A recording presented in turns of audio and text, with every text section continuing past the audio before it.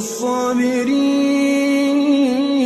وبشر الصابرين الذين إذا أصابتهم مصيبة قالوا إنا لله وإنا إليه راجعون أولئك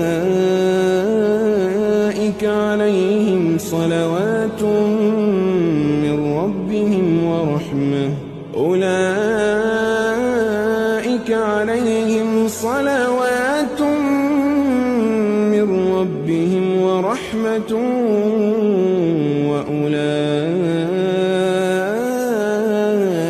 هم المهتدون.